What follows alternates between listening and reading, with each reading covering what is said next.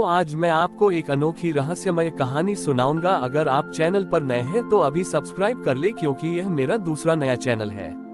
तथा कहानी पूरा देखे, अंत में एक अनोखा रहस्य छुपा है। धन्यवाद। तो सुनिए। हिमालय की बर्फीली चोटियों के बीच एक प्राचीन और कठोर नियम वाले मठ में ज्ञानपुर नामक एक गुरुकुल था। इस गुरुकुल में केवल धर्म की शिक्षा नहीं, बल्कि तर्क और विज्ञान का भी गहन अध्ययन होता था। गुरुकुल के मुख्य आचार्य तर्कानंद स्वयं एक बहुत बड़े विद्वान थे, लेकिन उनकी सबसे बड़ी दुर्बलता थी असीम संदेह। वह हर धार्मिक अनुष्ठान को तब तक नहीं मानते थे जब तक कि वह तार्किक कसौटी पर खरा न उतर जाए। हर साल दुर्गा पूजा पर गांव के लोग उनसे प्रार्थना करते कि वह पंडाल में मां दुर्गा की प्रतिमा स्थापित करें, पर तर्कानंद हमेशा मना कर देते। वह कहते, मैं केवल उस शक्ति की पूजा करूंगा जिसका अस्तित्व परख से सिद्ध हो सके। गुरुकुल में एक शिष्य था जिसका नाम था अनादि। वह पढ़ाई में बहुत होशियार था, लेकिन उसकी सबसे बड़ी खूबी थी उसकी अटूट सरल आस्था। वह आचार्य के तर्कों का सम्मान करता था, पर उसका हृदय मां दुर्गा की शक्ति में विश्वास रखता था। जब नवरात्रि का समय आया तो अनादि ने आचार्य से कहा, गुरुदेव, आप हर चीज को तर्क से तौलते हैं, क्या आप इस बार मां दुर्गा को एक अद्वितीय परीक्षा देने की अनुमति देंगे? तर्कानंद उत्सुक हुए।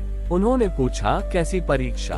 उद्धरण चिन्ह। अनादि ने कहा, हम इस बार पंडाल में मां दुर्गा की कोई मूर्ति नहीं बनाएंगे। इसके बजाय हम पंडाल के केंद्र में एक बड़ा चमकता हुआ खाली दर्पण स्थापित करेंगे। ये दर्पण, जो शुद्ध स्वर्ण से मढ़ा होगा, हमारी शंकाओं और हमारे भक्ति के अभाव को प्रतिबिंबित करेगा।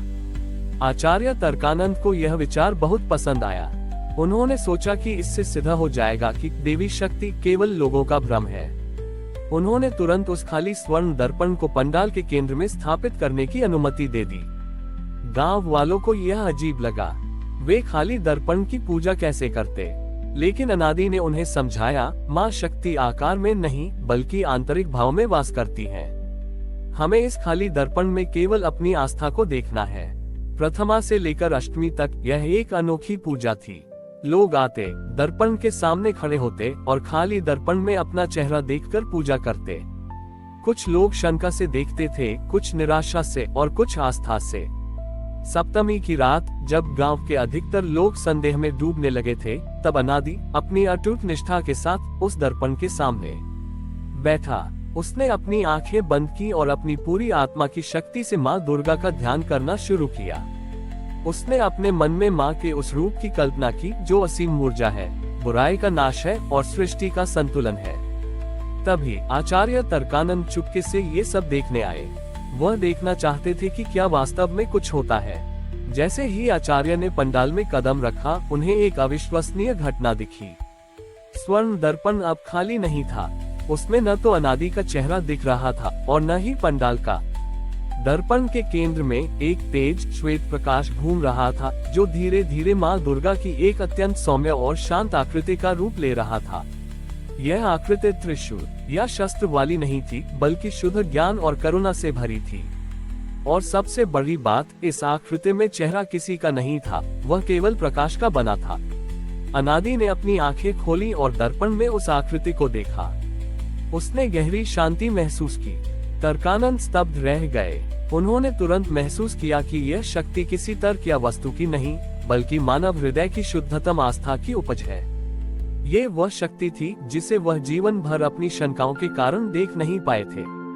आचार्य ने झुककर प्रणाम किया और अनादि से कहा, शिष्य, तुमने आज मुझे सबसे बड़ा ज्ञान दिया है। सच्ची शक्ति का अस्तित्व किसी पत्थर की मूर्ति में नहीं, बल्कि उस खाली जगह में होता है जिसे हम अपनी अटूट आस्था से भर देते हैं। उस दिन के बाद ज्ञानपुर गुरुकुल ने अपनी पूजा में एक नई प्रथा शुरू की।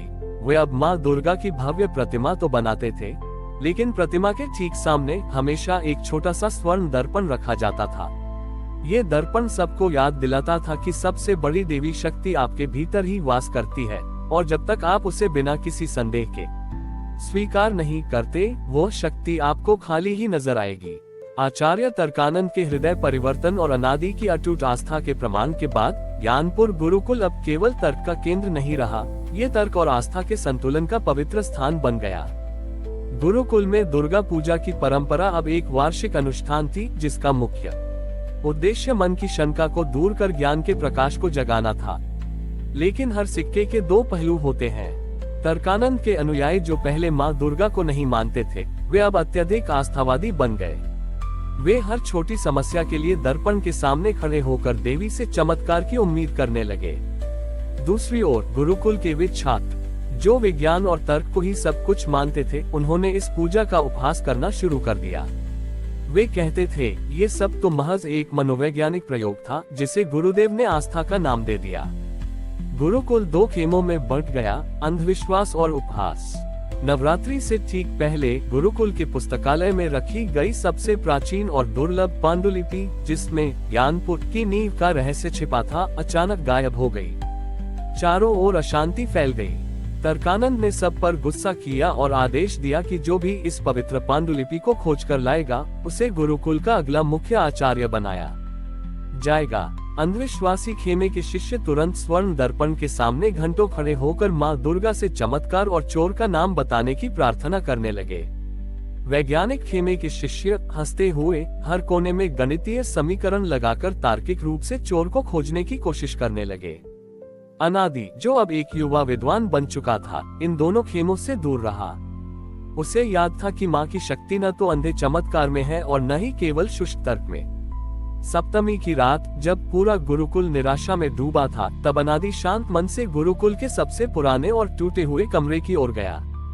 ये कमरा दशकों से बंद था और इस में कोई भी रोशनी नहीं आती थी। अनादि वहां गया, लेकिन उसने न तो कोई प्रार्थना की और न ही कोई तार्किक गणना। उसने बस आंखें बंद की और उस कमरे की ऊर्जा को महसूस किया। उसने अपने मन में माँ दुर्गा से केवल एक ही सत्य पूछा, माँ, इस गुरुकुल की नींव किस पर टिकी है? उद्धरण चिन्ह। उसने महसूस किया कि कमरे के भीतर किसी पुरानी जर्जर दीवार से हल्की सी हवा आ रही है। उसने अपनी पूरी शक्ति से उस जर्जर दीवार को धक्का दिया। दीवार गिर गई और उसके पीछे एक छोटी सी अंधेरी कोठरी थी। कोठरी में कोई चोर नहीं था, बल्कि वहां एक पतले धागे से बंधी हुई वह प्राचीन पांडुलिपि रखी थी, जो दीवार के अचानक ढहने से हल्की सी रोशनी में दमक रही थी। पांडुलिपि के पास एक धूल से ढका हुआ दिया भी रखा था। अनादि ने पांडुलिपि उठाए और उसे लेकर आचार्य तर्कानंद के पास पहुंचा। तर्कानंद ने देखा कि पांडुलिपि का पहला पन्ना खुला हुआ था। उस पन्ने पर लिखा था, ज्ञान की नींव आस्था के प्रकाश में ही सुरक्षित रहती है, जो तर्क के कोठरी में बंद न हो। तर्कानंद ने पूछा, तुमने कैसे ढूंढा बेटा? क्या देवी ने तुम्हें दर्पण में कुछ दिखाया? अनादि ने विनम्रता से कहा, गुरुदेव, मैंने दर्पण में माँ से नहीं पूछा। मैंने उस अंधेरे कमरे में अपनी आस्था को ले जाकर पूछा।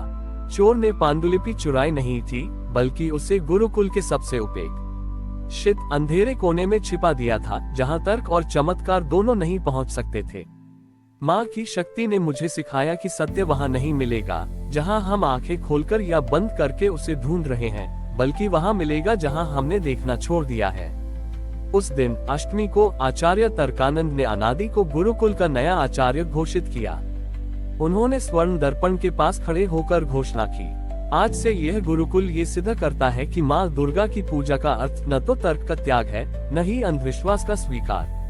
सच्ची शक्ति यानी दुर्गा उन जगहों पर है जहां हम शंका को छोड़कर ज्ञान और निष्ठा दोनों को एक साथ लेकर जाते हैं। ये दर्पण हमें ये याद दिलाएगा कि हमें हर समस्या का समाधान मन के अंधेरे कोनों में खोजना है, न कि केवल बाहरी चमत्कार की उम्मीद में। और इस प्रकार ज्ञानपुर गुरुकुल में ज्ञान और भक्ति का अखंड संगम हुआ। हमारी और भी आध्यात्मिक एवं अनोखी कहानियाँ देखने के लिए हमारे चैनल पर जाएं तथा धार्मिक एवं पौराणिक अनोखी कहानियाँ हमारे चैनल पर है। कृपया जाके देखें तथा हमारे चैनल को सब्सक्राइब करके रखें और वीडियो लाइक जरूर करें। धन्यवाद।